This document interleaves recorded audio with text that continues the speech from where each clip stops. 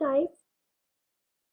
So this is our read aloud for our social studies unit on Civil War.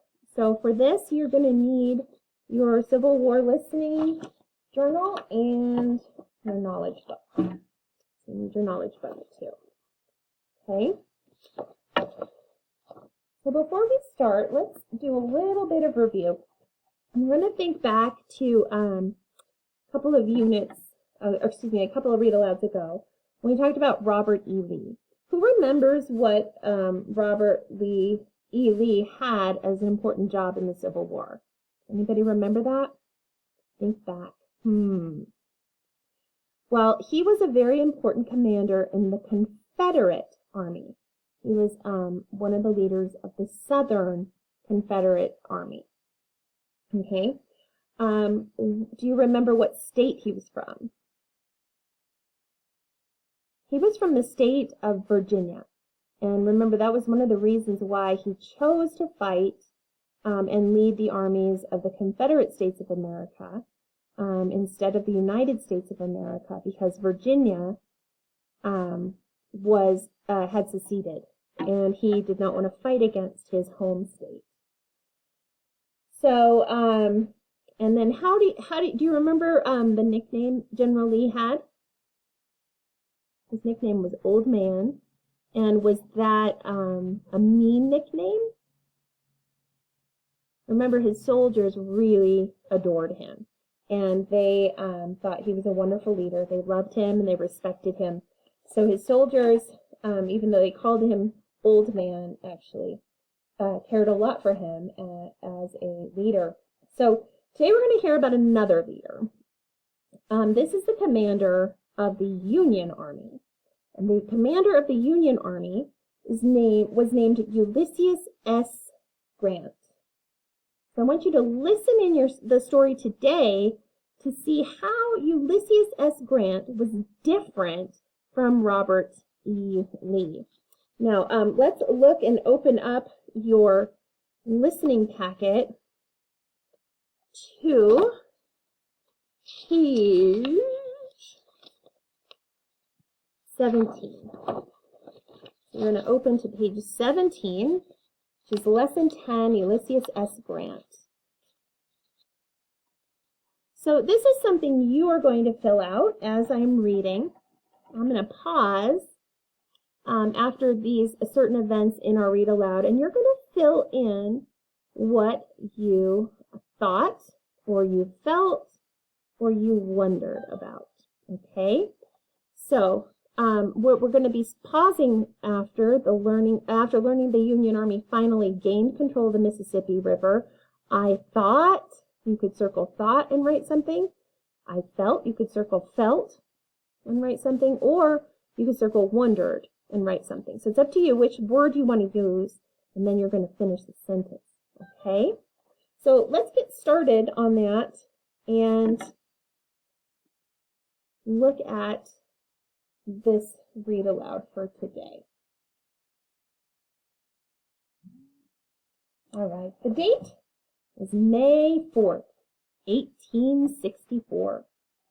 The day before marching with a single strength of over 118,000 soldiers, the Army of the Potomac crossed the Rapidan River in the middle of Virginia. So we're back in Virginia, if you remember. The Blue Ridge Mountains lay to the west. To the east lay miles of dark forests and the Confederate Army under command of Robert E. Lee. General Lee had roughly 60,000 men under his command, half as many as the Union Army, but they were ready to put up a strong fight. So let's look back very quickly at our map, which is up here somewhere.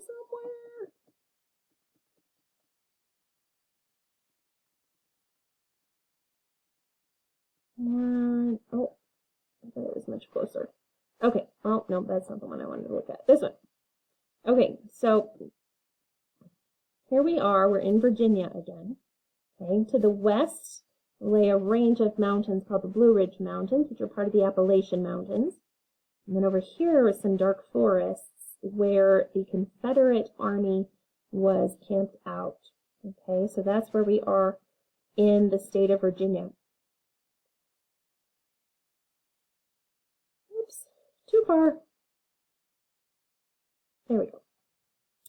Okay. The Union Army was commanded by Ulysses S. Grant, and that's this man here. He was no stranger to battle. He had served in the army for over 25 years, starting when he was just 17 years old. Just like Robert E. Lee, by the way. The Civil War was not his first war either. Like Confederate General Robert E. Lee, General Grant had fought in another war. General Ulysses S. Grant leaned against a post outside his tent. So he was leaning against, there's a wooden post or a stick that's set into the ground in an upright position to help hold something. He wearily watched. Oh, there's an adverb. Wearily. How did he watch? He watched wearily, or in a tired way, as a long line of supply trains carrying ammunition, food, and medical supplies rumbled past. These supply wagons made up the rear or back side of the army. The main body of the army, the soldiers who needed all these supplies in order to fight, were miles ahead, deep in the forest, looking for the enemy. So who was the enemy of the Union Army? Confederate Army. General Grant was now the general-in-chief of the entire Union Army. The only person who ranked higher than General Grant was President Lincoln himself. Grant took his orders from Lincoln, and everyone else took their orders from Grant. Remember, the president was called the commander-in-chief, and right below him, in this case, was Ulysses S. Grant, the commander of the army. Every general in the war faced hard choices and had heavy responsibilities with the lives of thousands of soldiers in his hands. But in 1864, no general had more worries than General Grant. General Grant had spent the first 3 years of the Civil War fighting farther west, away from the action in Virginia. His most impressive story in the early years of the war came at Vicksburg, a city in Mississippi. The same day that the Union Army had won the Battle of Gettysburg, General Grant won the Battle of Vicksburg, after 2 long, hard months. The victory gave the Union final control over the entire Mississippi River, which in turn would make it easier for the Union to take over the rest of the South.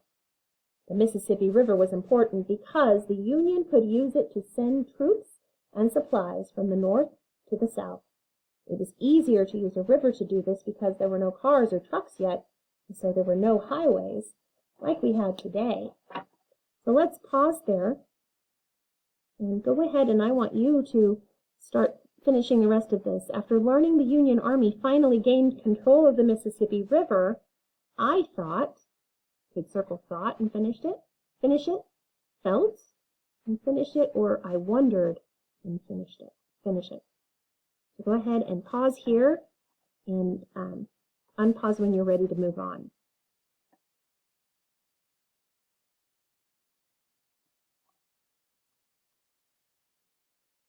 To win the Civil War, the Union needed to take control of the South, including all of its cities and roads.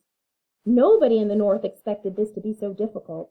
The Union had more than 1 million men in uniform. Do you remember what color their uniforms were? Blue.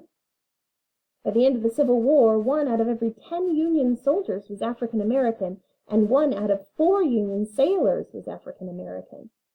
Remember, the United States, late in the war, Congress passed a bill that gave equal pay to the African American soldiers who valiantly fought to help save the Union and bring freedom from slavery.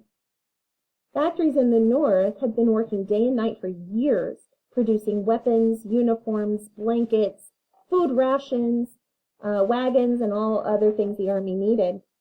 The Yankees, as the Union soldiers were nicknamed, they were called the Yankees. Do you remember the nickname for the Confederate soldiers? The Rebels.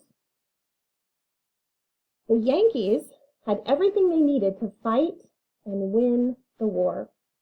The Confederates, or rebels as they were often called, did not have as many men as the Union. The South did not have many factories. Many of those it did have early in the war had been destroyed or captured by 1864. Confederate soldiers marched to battle without shoes, without enough food, and sometimes without enough ammunition. Yet, even though they were exhausted and starved, the Confederates somehow held and managed to keep on fighting. So if you look, these are the Union soldiers, and these are the rebel soldiers. You see they're not as neatly dressed as the Union soldiers because they just didn't have as much. Grant was not the general-in-chief of the Union Army at the beginning of the Civil War. That means the commander of the whole U.S. Army. Throughout the war, President Lincoln had trouble with some of his top Union generals. It wasn't that they were bad generals. They could win battles and capture enemy forts and towns, but they made mistakes as well. They often waited too long to attack or failed to chase the Confederates when they were on the run. Basically, President Lincoln felt the Union generals were never aggressive or forceful enough. Okay, so, let's keep going. But Grant was different. General Grant had won the long battle of Vicksburg because he was stubborn and unafraid. He kept fighting and attacking until the enemy surrendered or gave up. President Lincoln put General Grant in charge of the entire Union Army because General Grant promised that he would do whatever it took to win. He would chase Robert E. Lee and his army all over Virginia, and he would not stop until the war was finished. Oh, look, it's that. This outlook earned him the nickname Unconditional Surrender, because he would accept nothing less from the Confederate Army than a complete surrender. So let's look at our packet real quick. So here we have, after learning that General Grant was different from previous Union generals, remember the other Union generals were not very aggressive, they didn't follow through, they made a lot of mistakes. Okay, so after learning that General Grant was different, I thought, go ahead and circle and write a sentence. I felt something. What did you feel? Or I wondered. Okay.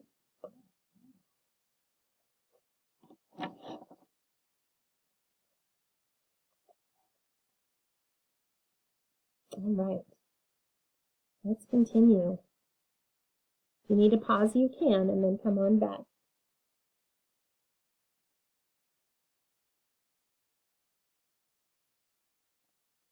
Okay. General Grant removed a folded letter from his breast pocket. President Lincoln had sent this letter a few days earlier. It did not contain any vital or necessary information or new orders.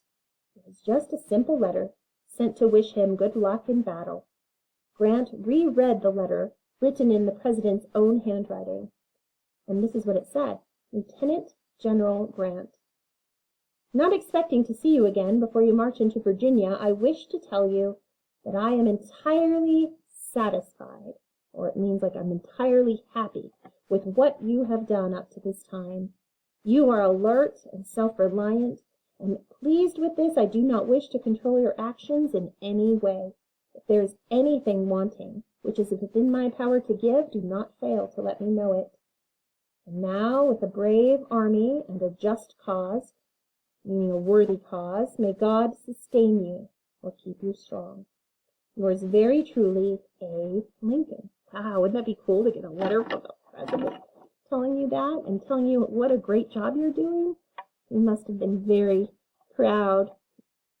So let's look at our packet. It says, after hearing President Lincoln's letter to General Grant, I thought, or I felt, or I wondered, and we're going to finish that. What did you think?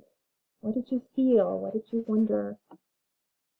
You can pause it here. When you're ready, go ahead and unpause it and we'll continue.